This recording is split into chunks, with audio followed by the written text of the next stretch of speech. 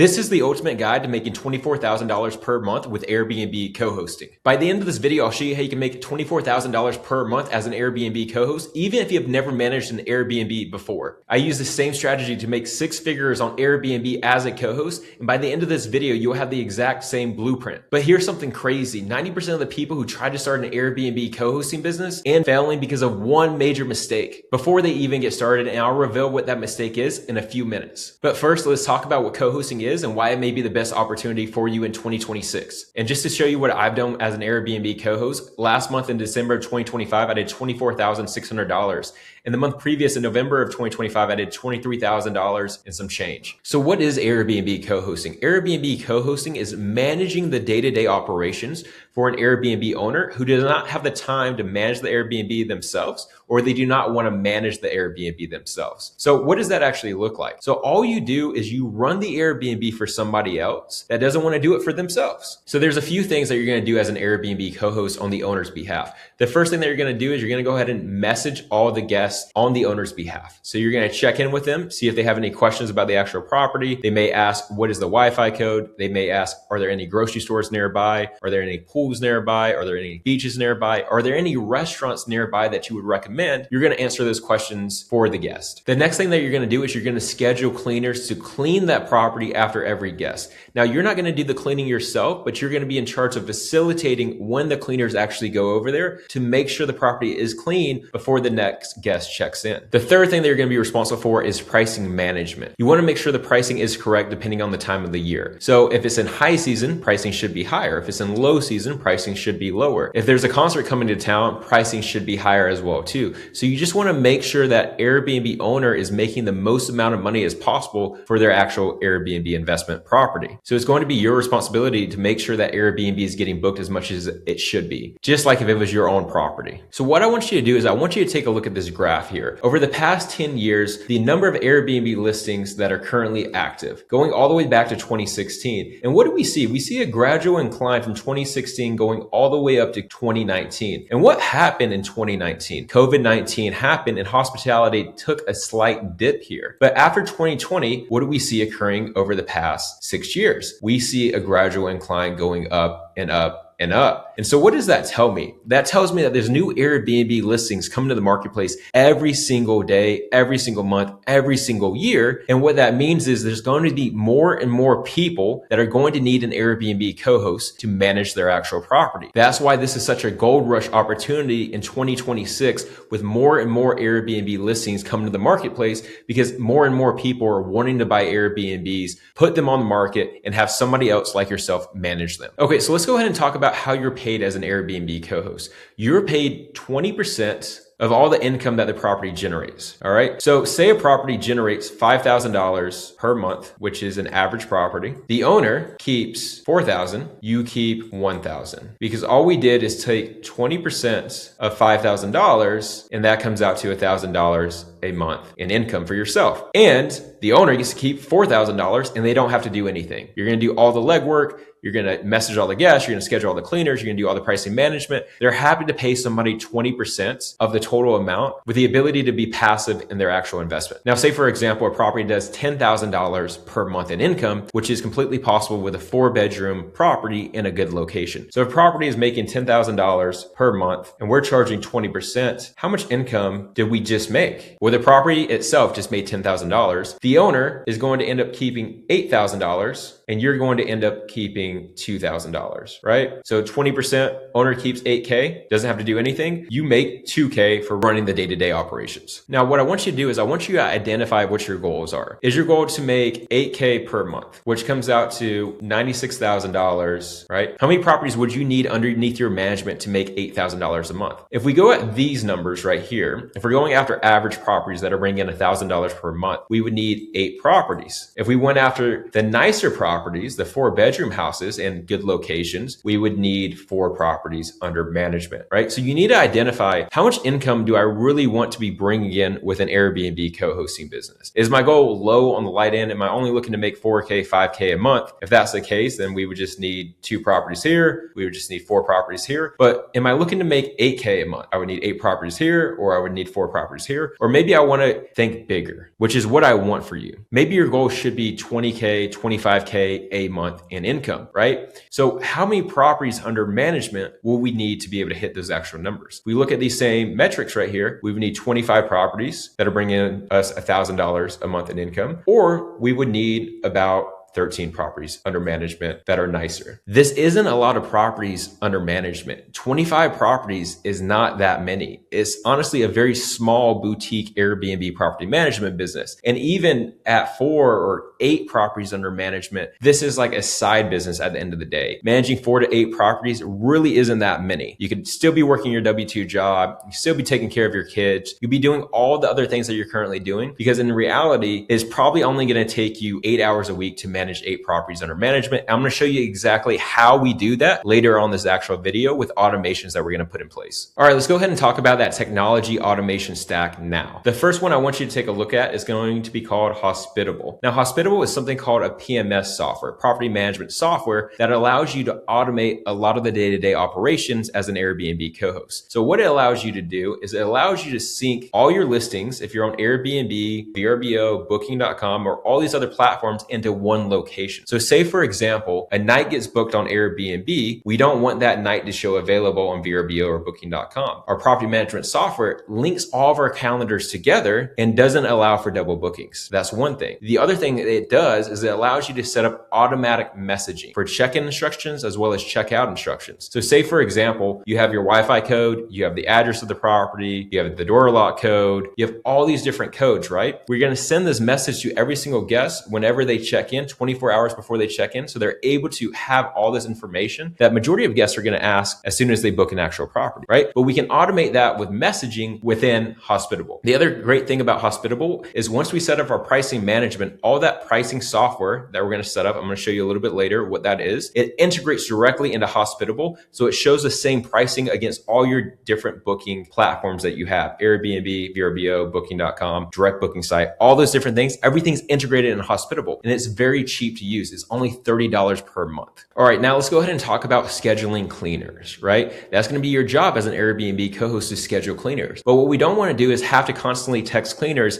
and let them know, hey, look, we just got a booking. It's time for you to go over and clean that actual property. There has to be a better way to get around that and automate that. Well, you're right. There's a new software out there called Turno. And what Turno allows you to do, it allows you to automate the cleaning scheduling, and it integrates with your PMS software. So whenever a booking comes in from Airbnb, it goes to Hospitable or your PMS software. That then gets transferred over to Turno, and the cleaner that you have on there gets notified to go over there and clean that actual property. And what's great is the cleaner can upload photos that they take. If any of the property is actually damaged, they can upload photos to Turno that then get sent to yourself. And if you need to submit a damage claim to Airbnb for a guest damaging any item, we can take that information from the cleaner and upload it directly into Airbnb, VRBO, or Booking.com from Turno directly. And that saves you time from having to go over to that property and take photos yourself. You have the cleaner do it. The other great thing about Turno is maybe you're asking yourself, Austin, how do I find these cleaners? How am I going to find somebody to clean these Airbnbs for my business? Well, that's great, because Turno actually allows you to source cleaners within your actual market. And what's great about Turno is all these cleaners on this app, they have ratings, just like if you were going on Yelp to find a good restaurant. They have multiple different ratings that other people have reviewed them in the past, so you can vet them before you decide if you want to hire them or not. And you can have multiple different cleaners on Turno. Say one cleaner is busy currently and they can't clean your actual Airbnb. Well, we can have a backup cleaner on Turno as well too. So it goes to the first cleaner isn't available, it goes to the backup cleaner. That way you never have to worry about an Airbnb not being cleaned before the next guest checks in. All right, the third thing I want to talk about is pricing management. You're going to be responsible for all the pricing. And you may be asking yourself, also, I don't know when a concert is coming to my town, or maybe I'm managing remotely. How am I going to know what's happening in that town over there if I don't live there? That's completely fine. There's a new software out there now called Price Labs, and it does all your dynamic pricing on your behalf for the actual owner. The good thing about Price Labs is only about $20 to $30 a month as well too. And what it does is it adjusts your rates based on the supply and the demand in the actual market. So if it's high season and a lot of people are traveling to your certain market and looking for an actual Airbnb, it will increase the prices for you on your behalf. Also, if it's low season, it'll know that as well too, and it'll drop the prices for you to make sure that you constantly stay booked no matter what what time of the year it is. And it also shows you what your current occupancy is compared to your competition in the actual market, letting you know if you need to drop rates just a tad bit to stay competitive within the actual market. Great tool to use. Once you set this up, you may be going there 10 to 15 minutes a week just to check on things. Now, back in 2025, there's this new tool that came out. It's called HostBuddy AI. It's a new AI tool that does guest messaging on your behalf. You remember how I was talking about we can use Hospitable to send check-in instructions, check-out instructions, but what about those messages that come randomly throughout the day from the actual guest? Well, now this new HostBuddy AI software will automatically reply to your guests on your behalf, not just sending automatic generic check-in instructions or check-out instructions. This is actually going to reply on your behalf as you. It takes all the information. The guest said, hey, I'm coming on vacation with my two kids, Sarah and Jackie, and with our golden doodle, right? And we're looking forward to staying at your actual Airbnb, right?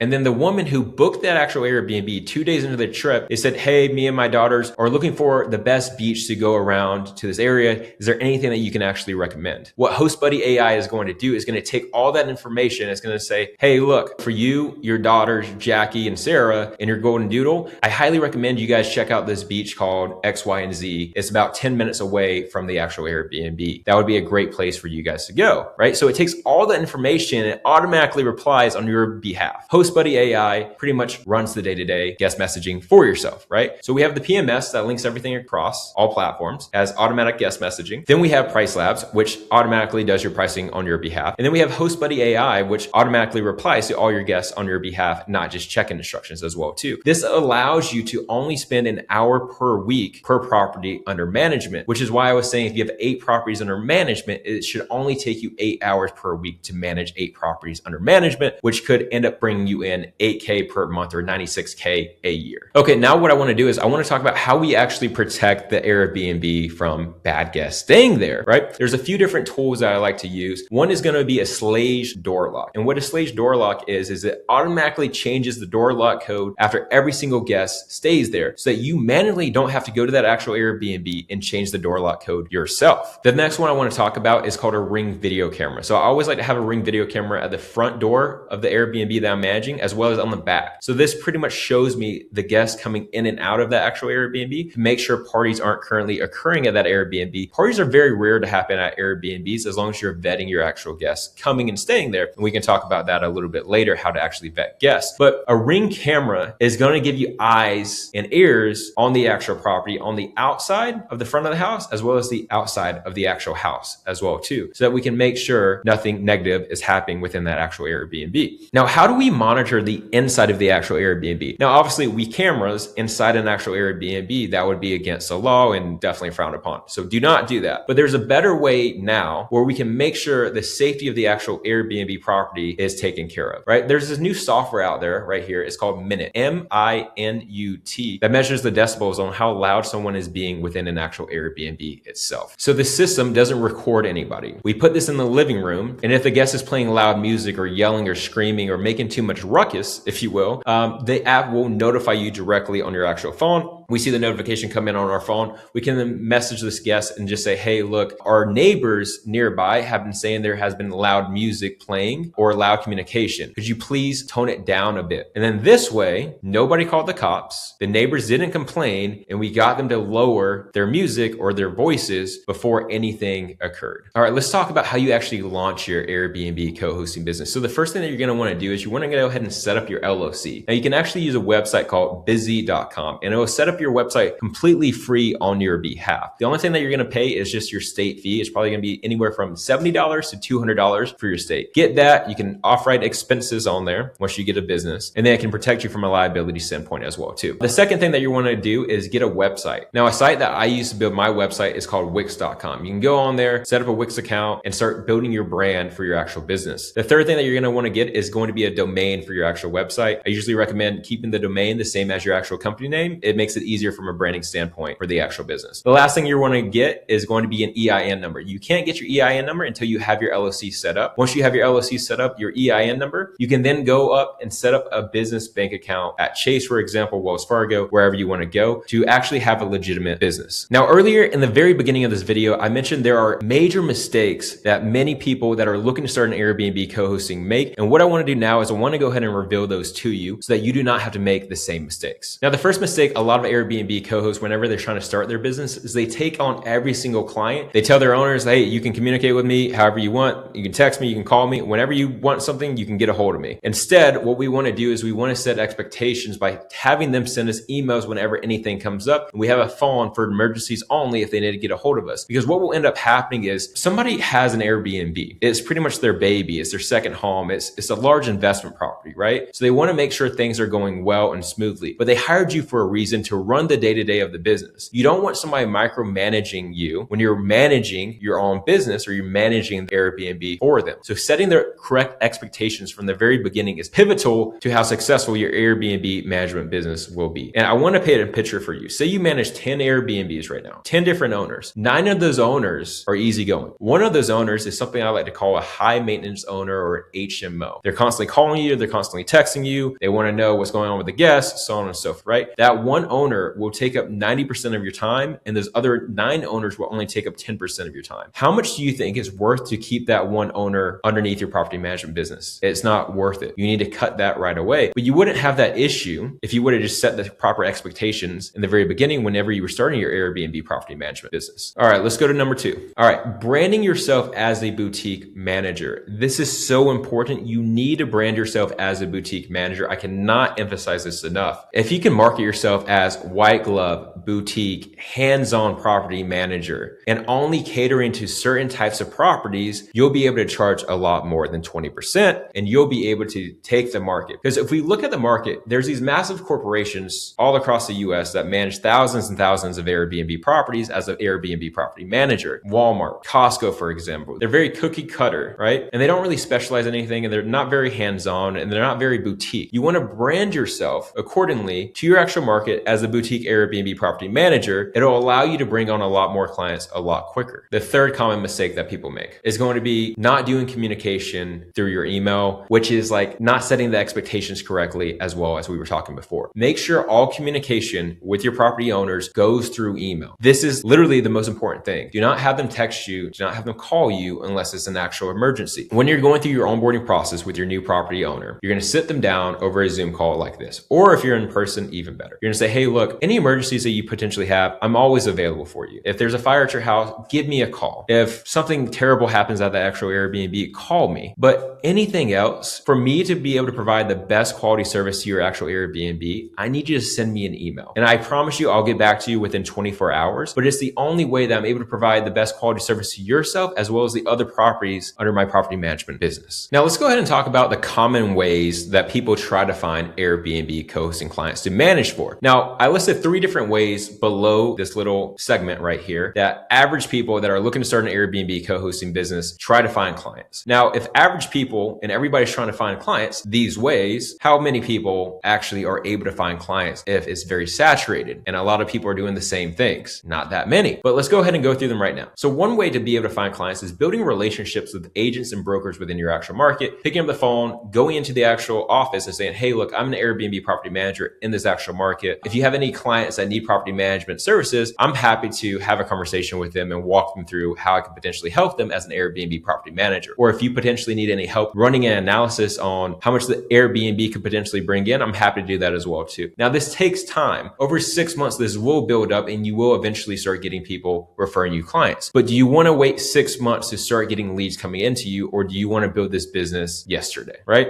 The second one I want to talk about is Facebook groups. So you can go to Facebook right now. You can type in Airbnb co-host. There's probably 10 to 20 different co-hosting groups where people will go in there and say, hey, look, I'm looking for an Airbnb co-host. Do you recommend anybody, or do you have anybody that you can actually recommend? So you can go in there, but what ends up happening is there's probably 100 different people in those Facebook groups that also want to be an Airbnb co-host as well. And then you have some seasoned Airbnb co-hosts in there as well that probably have 20, 30, 100 properties under management that are also in there that people are probably going to refer them over to. But if you're on top of that, over a few months, you may be able to land an an Airbnb co-hosting client. Now, the third way that beginners usually try to find Airbnb co-hosting clients is through Zillow. What you can do is you can potentially go to Zillow. You could look up long-term rentals that are furnished within your actual market. You could pick up the phone and call the actual owner. You want to get a hold of the actual owner and say, hey, look, I noticed that you were potentially looking to rent this as a long-term rental. Have you ever considered making this a short-term rental? Well, this is what it could potentially make as a short-term rental. Your property's already furnished. I could set up, I could run the whole day-to-day for you, and you wouldn't have to do anything, right? So this is a third way that beginners usually try to find Airbnb properties under management. Now, what I want to do is I want to give you the sauce. I just gave you the 3 beginner ways that people usually try to grow an Airbnb co-hosting business. And hey, I was there at one point, but there's a better way, and I want to walk you through it now. So earlier in this video, I mentioned that there's larger property managers out there that manage thousands and thousands of clients, but the issue is they're very cookie cutter. They're like Walmart, they're like Costco. You pay a certain rate and then you get subpar service, right? But if we're able to brand ourselves as a boutique manager, only looking to manage maybe 5, 25, 30 properties under management, we're going to position ourselves completely differently within the actual market compared to these larger property managers out there. So what I want to show you now is there's 2 different ones. There's one called Vacasa, and there's also one called Evolve. Now, Vacasa, for example, manages over 50,000 listings all across the US. Evolve, for example, probably manages 25 to 30,000 listings all across the US. They're in multiple different markets, right? And what you'll find if you speak to an owner of these property managers, they're usually not happy. They're not in a good situation. They're not happy with the quality service that they're currently being provided. And they're looking for a better option, a better opportunity, somebody smaller, somebody more boutique, somebody like yourself, right? So if you can get a hold of these owners of these Airbnb property managers, it's going to be a lot easier for you to switch them over to your management company as a boutique manager, even if you never managed a property before. Well, let me ask you this. On one hand, you have a large corporation that manages thousands of listings. On the other hand, you have a small Airbnb boutique manager who just started their business. They come to you, they say, hey, look, I just started this business. I'm a small business owner. I'm not looking to be a massive corporation, right? Eventually, I'm going to end up having more clients. But for the time being, I'm going to let you know why that's an advantage. Anytime you have a question, anytime you have a concern, you'll be able to get a hold of me directly, not some person in a foreign country in a call center. I'm going to treat your property as if it's my own. And thirdly, I'm going to make sure all your guests have a 5-star experience. Who would you rather move forward with? The small business owner or the massive corporation? So if you're at a point right now and you're saying to yourself, Austin, this is a lot of information. Airbnb co-hosting definitely seems like a good business, but there's a lot of moving parts. That's completely fine. If you want help launching and scaling an Airbnb co-hosting business, I put a link below on how to schedule a call with me and my team. Go ahead and book that call and we'll talk through how we may be able to potentially help you launch and scale this business.